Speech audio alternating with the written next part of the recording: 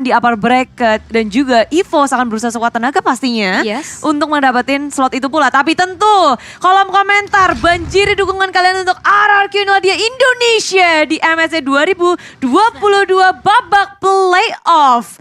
Game ketiga, game penentuan.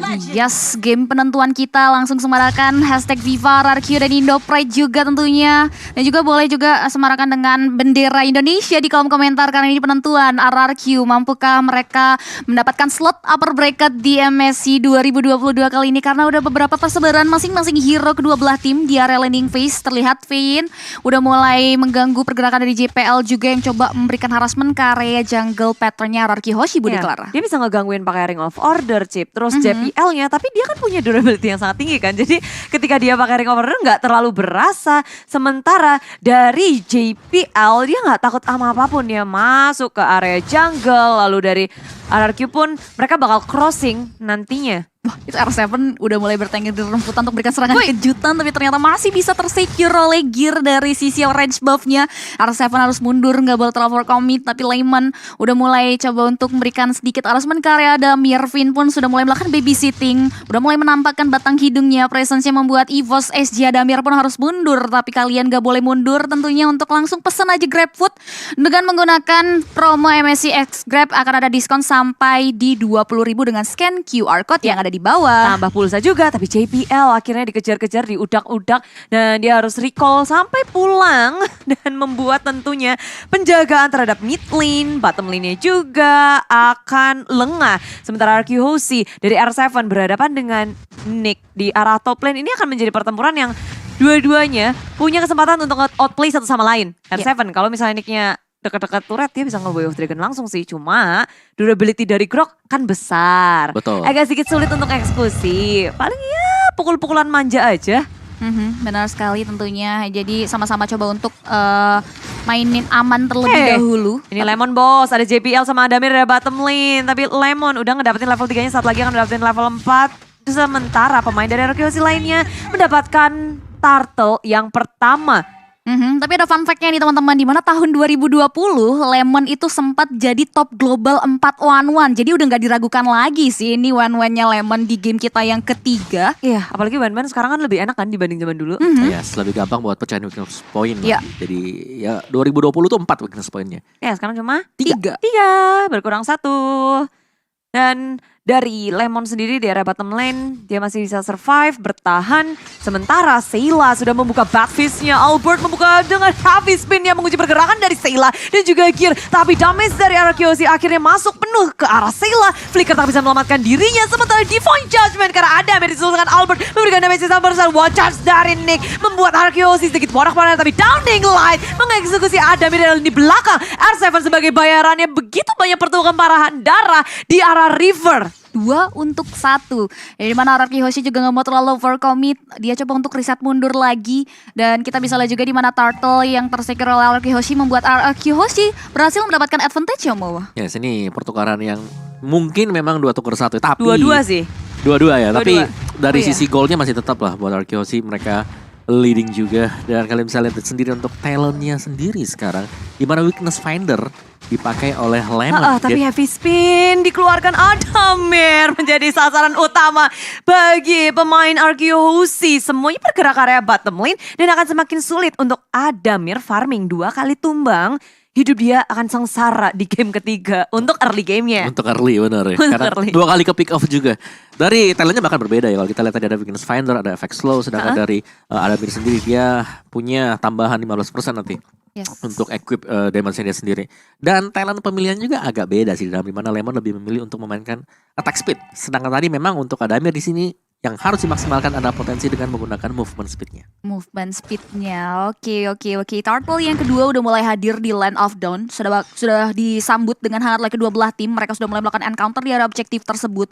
Di mana EVOS dari SG udah mulai coba untuk menarik Turtle ke daerah teritorial yang dia miliki. Udah ada satu buah efek surprise yang diberikan oleh seorang Vayne membuat EVOS SG langsung reset dari segi Turtle-nya. Ada efek immobilize juga dari Mystic Field yang dikeluarkan oleh seorang Clay. Membuat EVOS SG masih belum belum mau terlalu overcommit juga, tapi Turtle justru udah mulai dipoking oleh kawan-kawan dari RRQ Hoshi, dan bahkan efek immobilize yang dikeluarkan oleh Force SG pun membuat mereka tidak berhasil untuk merenggut karena satu objektif Turtle, dan bahkan kita bisa lihat juga di RRQ Hoshi sudah mulai kembali maju ke depan, damage-nya udah mulai memasuki ke tubuh dari Force SG, tapi masih bisa ditahan, dan justru R7 harus tumbang. Finn masih bisa selamat dari cengkraman maut EVOS SG, tapi Lemon terlihat memanfaatkan keadaan untuk langsung melakukan plating terhadap turret yang ada di area bawah, Budi Clara. Wow, kebayang tuh jadi perfect setup dari tim RRQ sih, tapi rupanya tidak. Respon yang sangat cepat dari EVOS SG dengan flicker yang mereka miliki berhasil untuk kabur ke area belakang Albert. Satu heavy spin yang dikeluarin itu kunci banyak banget.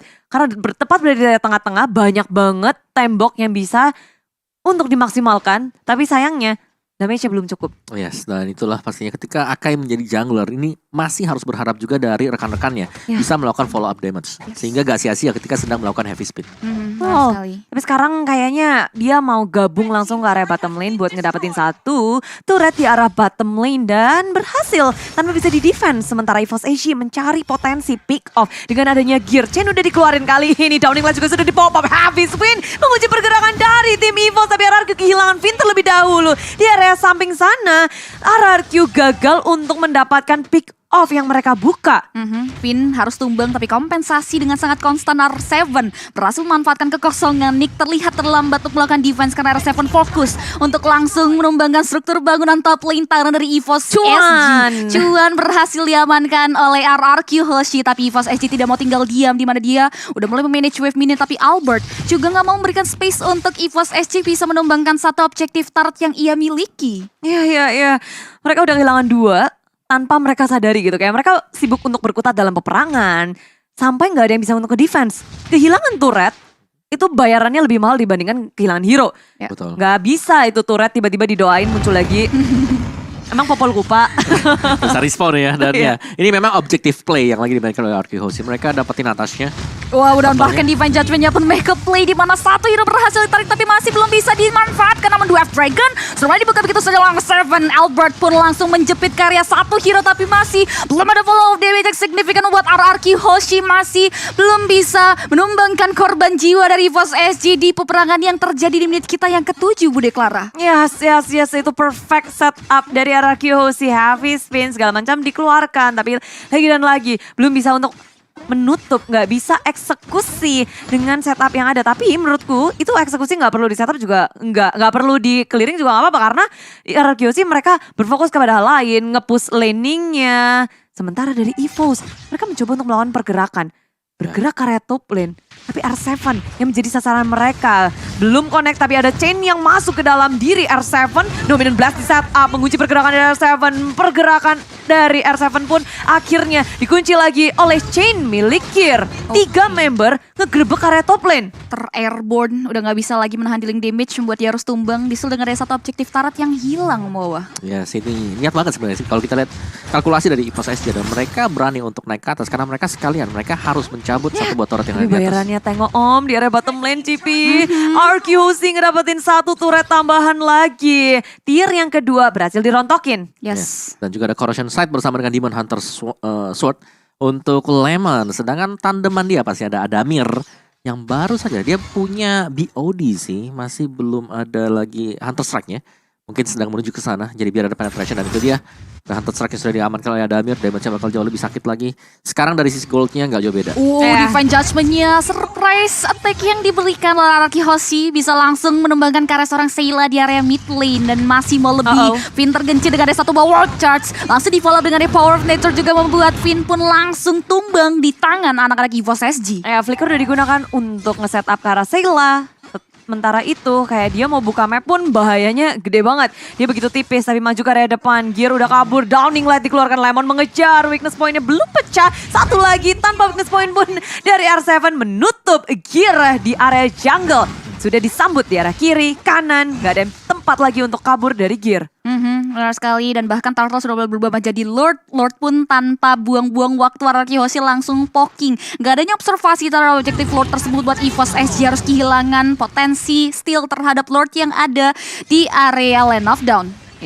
Downing Light dikeluarin, dan ketika Lord sudah di tangan RQHOSI, mereka tinggal mengontrol saja ketiga lane-nya dari tim EVOS. Perlahan tapi pasti alon-alon asal kelakon. Nge-push dari segala sisi. Area bawahnya udah terpush, di area atas berusaha untuk diakuisisi oleh EVOS. Mereka nggak mau harus pusing dengan tiga-tiganya. At least bisa fokus seperti di tengah ini. Tapi Finn dengan konsil yang dikeluarkan diseruduk dengan wall charge milik Nick. Tapi Finn berhasil menseret JPL ke area depan. Heavy spin disusul. Satu setup yang manis dari RQHOSI menyusul ke area belakang dengan adanya crossbow off tank. Seilanya tumbang. RQHOSI berhasil ngedapetin 2 tapi Lemon harus tumbang di tangan tim EVOS. Distraksi yang diberikan seorang Finn pun membuahkan hasil yang manis walaupun Lemon harus tewas di tangan EVOS SG nih Omawa. Ya, sini masih pertukaran yang cukup berimbang tapi pastinya dengan keunggulan objektif yang diamankan oleh RQHOSI. Tapi kita kembali lagi ke mode reset sebenarnya ya. Dimana RQHOSI meskipun mereka agak sedikit memenangkan duelnya, mereka nggak bisa lagi untuk meneruskan fight-nya karena ya mereka harus kehilangan damage mereka. Itu si Lemon tadi. Ya, apalagi yang kekunci tadi juga JPL-nya kan, bukan core-nya, bukan damage dealer-nya. Karena Adamir sama Gear positioning-nya nggak bisa untuk ditangkap oleh tim RRQ. Betul. Menjaga karena lini belakang banget dan untungnya itu juga ada crossbow attack untuk mengunci Seila. Selanjutnya ini tinggal gimana RQHOSI nggak lepas untuk memberikan pressure dengan adanya Finn Kaja. Dia bisa nge-setup. Flicker juga udah on. Bisa banget nih cari satu lini belakang dari EVOS SG. Benar sekali, dan ini yang harus dibentuk tentunya momentum yang akan terjadi dari Finn sendiri menggunakan Divine Judgment-nya. Di sini kita bisa lihat juga di mana Finn pun sudah mulai menelusuri rumputan yang ada di area depan. Begitupun juga dengan Gear yang coba untuk meng-clearing wave minion namun disambut hangat dengan daya damage yang diberikan oleh Albert.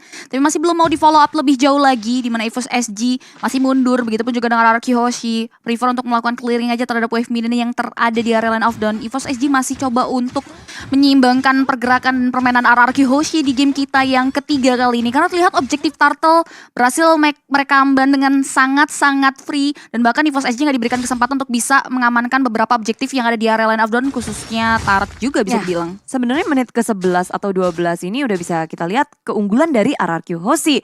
Mereka lebih dari net worth, dari segi turret, dan juga dari segi level. Kita lihat Albert udah dapetin level 15. Yes, dan juga Clay masih tetap dengan damage terbesar ya. Pemberi damage terbesar datang dari RQHOSI. Tapi sudah ada beberapa item yang cukup menyebalkan sebenarnya kalau kita bermain sebagai Kaja. Ada Immortal yang sudah dipegang oleh Gear. Tadi juga ada satu lagi, siapa ya tadi? Ada 2 pokoknya yang sudah punya Immortal dari EVOS SG. Dan ini bakal merepotkan sebenarnya. Karena kita tahu bagaimana Divine Judgment adalah skill yang lama banget gitu loh untuk bisa dipergunakan kembali. Kecuali sudah punya fleeting time, betul. Gimana caranya satu setup Divine Judgment membuahkan hasil yang baik. Entah dari lini belakangnya ataupun R7 sekarang di sisi kiri. Dia bertemu dengan 2 member The Way of Dragon ke arah Gear. Dominant Blast dibuka, R7 berhasil kabur dari EVOS SG. Banyak banget resource-nya udah dikeluarin membuat RQHOSI akan berani nge-engage langsung ke arah lini belakangnya Divine Judgment. Menuju ke arah Seila, tapi Seila dengan adanya satu Bad Fist memberikan damage besar. Lemon dalam bahaya. Mencoba untuk memecahkan weakness point. Dan weakness point pun belum bisa terpecah. Membuat pemain dari RQHOSI harus mundur ke area belakang. Dengan adanya Downing Light pula, RQHOSI akan semakin percaya diri maju ke area depan. Chain gak bisa menghentikan pergerakan dari milik RQHOSI. Tapi Nick tertinggal di belakang, Flicker digunakan dan masih bisa selamat semuanya. Oke, tidak ada korban jiwa dari peperangan yang terjadi, membuat EVOS SG dan juga RQHOSI prefer untuk mundur kembali. Selagi Lord yang akan berjalan, EVOS SG harus mulai memikirkan cara untuk melakukan defense. Di sisi lain RQHOSI pun harus memanage wave minionnya agar Lord yang mereka secure bisa memberikan dampak yang baik bagi RQHOSI, khususnya untuk ada di area objek turret yang tersisa milik EVOS SG. Ya, saling menghitung dengan sangat baik damage dari satu sama lain. Potensinya juga kelihatan banget sih dari RQHOSI untuk menjebol inhibitor milik tim EVOS. Bergerak perlahan menghancurkan seketika dari RQHOSI ke arah turret inhibitornya. Karena 3 lane udah di push secara bersamaan. Ini kita bisa lihat ya di mana RQHOSI sekali dayung 2-3 pulau terlampaui. Lord pun udah mulai masuk ke area inhibitor turret yang ada di area bawah. Udah mulai coba untuk di defense dan ternyata dipecahkan begitu saja. Wave minion penunjang pergerakan mereka udah mulai masuk, tapi RQHOSI kembali nggak mau greedy. Mereka prefer mundur lagi dan bahkan mereka sama-sama coba untuk nungguin lagi momentumnya. Dengan adanya space ekspansi terhadap jalur yang dimiliki, RQHOSI pun nggak mau kelewatan untuk melakukan eksploitasi terhadap jungle pattern yang dimiliki oleh seorang Gear. Ya, Dengan satu inhibitor aja udah cukup membuat RRQ Hoshi memaksimalkan Lord yang didapatkan. Bottom lane-nya ke secure, ini kayak deja vu game pertama gak sih? Jebol satu di area bawah. Satu ya, tapi ya. Terus nahan lagi, balik lagi. Benar, tapi dari EVOS SG mereka punya power kan sekarang. Mereka punya Sayla. Cecilian, benar. Sayla yang selalu menjadi inceran tapi selalu bisa kabur juga tadi. Ya. Dari Saylanya sendiri. Jadi semakin late game sebenarnya ya EVOS SG mereka masih nyaman-nyaman aja ya. Apalagi kalau dari minionnya di push terus-terusan dengan RQ Hoshi, ini berarti bahwa stacknya selalu nambah. Iya, sebenarnya FSG mereka mau mengepung RRQ Hoshi, Sangwin kalau di pop up, begitu pula dengan Badfist. Tapi Nick dengan wild charge yang sudah dibuka, Lemon dalam bahaya menjadi sasaran utama. No Man on Blast di cancel dengan Albert yang ada Heavy Spin. Tapi Sangwin kalau di area belakang, Bad Impact terus menerus disapu. Finn masih sangat kokoh di area depan, Immortality masih ada. Tapi Gear nggak bisa bertahan lebih lama lagi. Kehilangan satu member buat EVOS SG pincang dan memilih untuk mundur. Dan Downing Light dari Clay langsung ke relung kalbu dari EVOS SG. EVOS SG dalam masalah besar karena RRQ. Mereka akan langsung nge-push juga, mengontrol landingnya lagi dan mengakuisisi Lord dengan mudah. Wah itu on point banget dong nih like-nya wah. Yes, itu hilang 2 juga sih dari EVOS SG, di mana mereka harus kehilangan gear. Emang gear di sini kan retribution ya. Iya. Ini otomatis akan menjadi Lord Mahal. auto ya buat RRQ Free Hoshi. lagi sih. Jadi ini free Lord banget. Free Lord banget untuk RRQ Hoshi dan EVOS SG. Mampukah mereka untuk langsung bisa mempertahankan high grounds yang mereka miliki? Mengingat ini Lord di menit 16. Lord ter-evolve yang akan masuk ke area base turret mereka. Mereka harus sebisa mungkin mempersiapkan high ground defense terhadap base turretnya. Di sisi lain kita bisa lihat juga di mana dari Albertnya pun coba untuk buying time terlebih dahulu. Memanage wave minion yang nantinya akan masuk ke area base turret dari EVOS SG. Mereka nggak mau buang-buang waktu tentunya. Di area bottom lane pun R7 sudah mulai clearing wave minion yang ia miliki, begitupun juga dengan Albert yang di area top lane karena memang satu objektif turret lagi dari EVOS SG masih cukup bisa berdiri dengan kokoh di area sana, Budi Clara. Yes, tapi maju ke area depan, Albert membuka dan memicu peperangan kayaknya karena EVOS SG mereka berada dalam defense mode dengan adanya satu Downing Light menyapu bersih EVOS SG. Damage yang sangat besar sama dengan Heavy Spin mengunci 2 member dari EVOS SG, RRQ Hoshi. Mereka akan mengeksekusi langsung menuju ke di belakang. Gear dalam bahaya, begitu pula dengan JPL yang harus tumbang 3 lawan 5. RRQ Hoshi masih sangat kokoh di area belakang sana. The Way of Dragon mengunci Sayla, tapi Sayla masih bisa bertahan. Sementara base dari EVOS SG akan menjadi sasaran